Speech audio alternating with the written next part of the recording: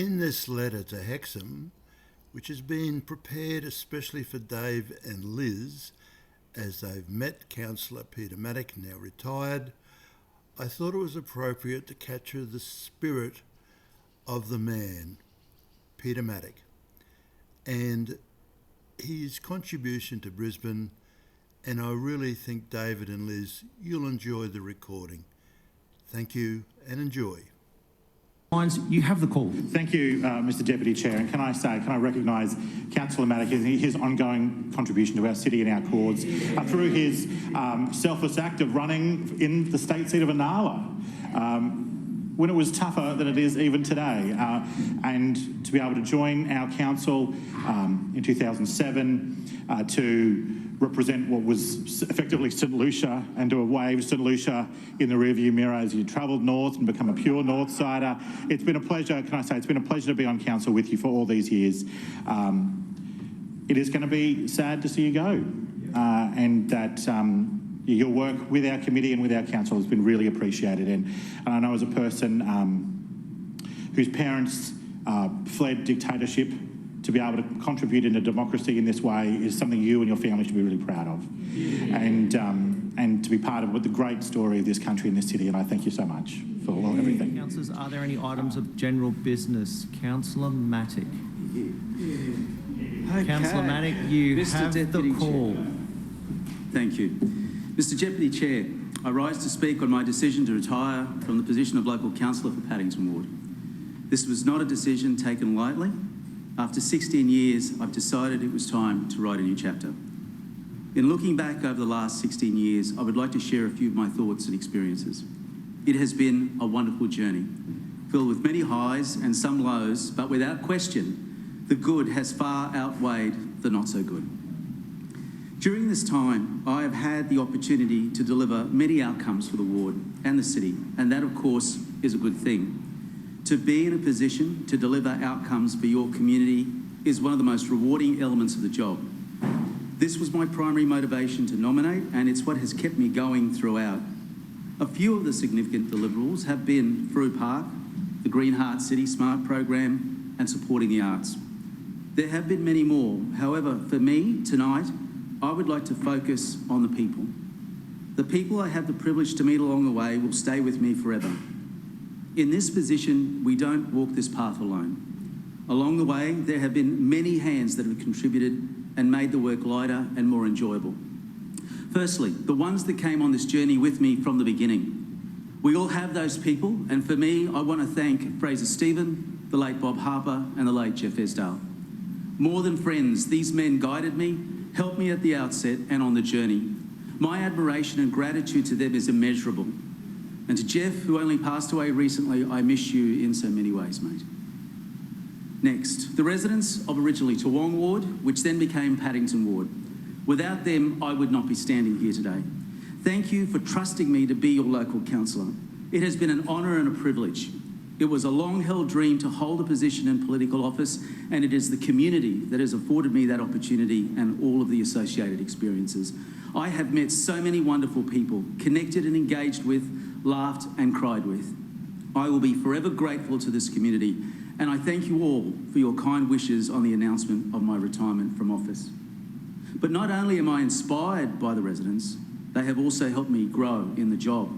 One of my standout memories is that of an elderly lady I met in the early days.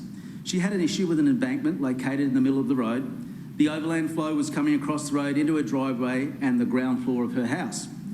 She was tenacious, to say the least, and would not stop asking me what I was going to do about it. I calmly explained the extent of the works involved, that we would need to make a budget bid for the next financial year. Sounds familiar? This seemed to fuel her even more, and she was quite clear when she told me she was old and that she most likely would be dead before I fixed it. Now, as a newbie, my naive and frustrated response to her was that perhaps I would be dead before her. She didn't miss a beat. She calmly looked at me and replied, "Oh, darling, only the good die young." So the budget came and the wall got delivered, and we both lived to tell the tale. This was an important early learning for me and has helped me so many times along the journey. I want to turn next to this incredible team I am so lucky to be part of. To the Lord Mayor and the Lady Mayoress, thank you for your friendship and your support. I have never taken it for granted and have always valued it. Can't look at him? Lord Mayor, it's been an absolute pleasure to be part of your visionary administration. To my colleagues, we spend as much time with each other as we do with our families. We are a family. Over the years, this has always been our greatest strength and one of the defining reasons for our continued success. And even though I'm leaving, I won't say goodbye, but rather see you later. We're all busy people, but I look forward to staying in touch with all of you. To the opposition councillors, I wish you all well. I know that we come from different perspectives, but we all share the same purpose, and that is to do the best for our communities and the city. I want to acknowledge and thank the previous Lord Mayors, Campbell Newman and Graham Quirk. I learned a great deal working with both of you, and I'm grateful for the leadership and support. A rather fond memory now, but not then, is the time in Cabinet that Campbell turned to me and asked if I had done a particular task. I replied that, no, Lord Mayor, we are still working on it. His annoyance was instant, and as he turned to me, he said, Matic, there are 260 working days in a year, and you just wasted one of them. Now, Campbell taught me the importance of delivery. His motto was, you're only in this job for a short time, so do as much as you can. You don't get a second chance. This was sound advice that I've always tried to follow. To the staff of the Lord Mayor's office, thank you for your support, hard work and guidance. Your expertise and professionalism have been invaluable. To all the amazing PLOs I have worked with, and in particular Fiona, Mark and Steve. I could say a lot about Steve. We could all say a lot about Steve. But I'll just say thank you to all of you. I want to thank the current and former council officers and executive. I have learned so much from all of you, and it has been an absolute pleasure working alongside you to deliver so much for the city. You all live the council motto, dedicated to a better Brisbane. This beautiful chamber, there have been so many memories created here. The joy of the debate from both sides of the chamber is something I've always enjoyed listening to and participating in. The many characters that have come and gone, all bringing their own unique contribution. I would just like to touch on a few of those moments. Lord Mayor, when you were Finance Chair in 2008, during the budget debate, you kept referencing Brian Belafonte, who was the ALP's Finance Chair in previous years. Now, the ALP and John Campbell in particular, who was the opposition spokesman on finance, did know where you were going with it. And in his budget debate speech, he said he knew Brian Belafonte personally and didn't think he would be impressed by a Liberal referencing him. Of course, you can't speak of John Campbell without recalling his favourite catchphrase every time he spoke about the budget: poor and reckless financial management. It got to a point we could call it out from the other side of the chamber with him. It got so predictable that even he had a smile on his face when he said it. And of course, Mr. Chair, Mr. Deputy Chair, I refer to this Mr. Chair, I have to mention Kim Flesser and his favourite topic of mosquito spraying and his suggestion of putting the gambusia, an invasive fish, into the local waterways to manage the mosquito population, which in turn would have destroyed the natural habitat. How many years, Mr. Chair, did you entertain us with your gambusia speech? Now, I want to take this opportunity to thank the clerks and the wonderful staff led by Billy. Thank you also, Billy, for providing the gluten-free biscuits. All of you think of us fondly as you continue to enjoy them. To the wonderful staff in my office who I've had the pleasure of working with, thank you. In particular, Carolyn, Paula, Lorraine, Fiona, Liz and Joyce. You were all the councillor for Paddington Ward. I could not have done the job without you. You made me look great. Thank you a million times for your selfless commitment to me and the work that you did, and for making the office such an enjoyable place to work. I'm so lucky to have had you all in my life. And to Judy and Joanna, thank you for coming on board and for learning so much so quickly. The office is in great hands, and I know that you will be such an important aid to the next councillor. To the supporters, branch members and volunteers for the elections, thank God they are only once every 4 years. We all know the logistical, emotional and physical effort. Thank you for your selfless work and generosity. I would not be here without you. To my father, Michael, my mother, Milena, my sister, Nada, my brother-in-law, Chris, and my nephew, Michael, thank you for your advice, love, admiration and support on this journey. To my family, my son Alexander and daughter Olivia, who also grew up in this job, thank you for coming to all the events even when you didn't want to, and thank you for understanding when I missed school events and birthdays along the way while I was serving the community. To my wife Moira, I love you. My partner in all things. None of us can do this job without that person, our partner on the journey that carries the load and allows us the freedom to do this job.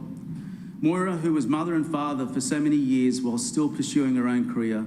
Words cannot describe my gratitude and love, but I'll spend the rest of my life expressing it, and according to that elderly resident, it should be for a long time to come.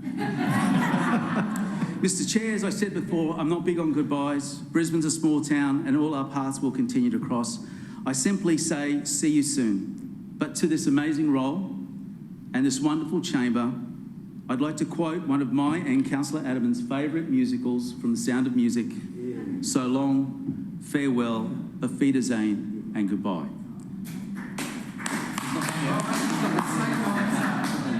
And now the steak knives. And now, Mr. Chair, in the spirit of rap that seems to have entered this chamber, I'd like to recite a short piece written by my freestyling son, Alexander. Gather round, politicians that are here. If you come near, I want you to listen to my verse click.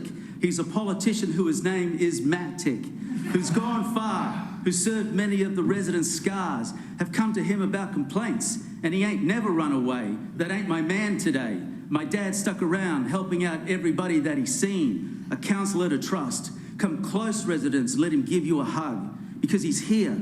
Don't worry, I'm about to make your story clear. It's the end of the story. Trust me when I say my father's career ain't never been boring. A political ride, what a wild time. Peace out. And I did it without swearing. Thank you, Mr. Chair. Thank you, Councillor Matic, and congratulations. Are there any other items of general business? I see no one rising to their feet. I've got it. All right, I've got one more. All right, we can't let this go. All right. So, look, can I say... Councillor Wines, you've got the call. Thank you. Thank you. Can I say, look, these are always the hardest nights, and David and Peter have been great friends. And David, thank you so much for your friendship. He's been a neighbour of mine now for a long time. We went through the floods last year together, and it was our communities that did suffer markedly in that, and it's been wonderful to work with you, to work together to form a plan about how we're going to do that. Great, fun people. But I have to tell a story, and I think that this was going to get by the by, but I have to do it. There was a time when Councillor Matic was going to wear a bow tie to council. He was going to wear a bow tie to council, and he was in the pre-party room, and then Graham Quirk's like, what's this? What's with the bow ties? And he's like, what do you mean? And we're going to try a new thing. No bow ties. And now, Graham very rarely lost his temper, but down came the open palm on the desk, no bow ties. And then Peter's like, oh, okay. So the bow tie went away, but next week he wore a tie with bow ties in the tie as his protest. So I didn't think it'd be right to leave tonight without remembering some of the good times as well. Anyway, thank you. All right, I gotta follow up with that, Deputy Chair. Just briefly while we're here, I had to say something because both Councillor Matic and Councillor McLaughlin were extremely generous to me when I arrived here in 2012 at the age of 23 as a very, very young councillor. Many people, all of whom aren't in the room tonight, I did not think I would be here for long, and so did not make an attempt to invest, in me. But these two did, and they were very great at taking me aside and helping me learn the ropes of this very unfathomable and complex beast that is Brisbane City Council. And I just wanted to thank you for that. To Councillor Matic, particularly. I have always loved the passion that you have brought to this job. I don't think I've ever heard you say, if it's worth doing, it's worth doing well, but to me, you lived that through example in everything you did in your ward. When you're chair of various committees, you had a real passion for the job that was just infectious. You're an extremely skilled orator. In the chamber, you have absolutely no peer other than perhaps the Lord Mayor, and I have to say that as well because he's the Lord Mayor. So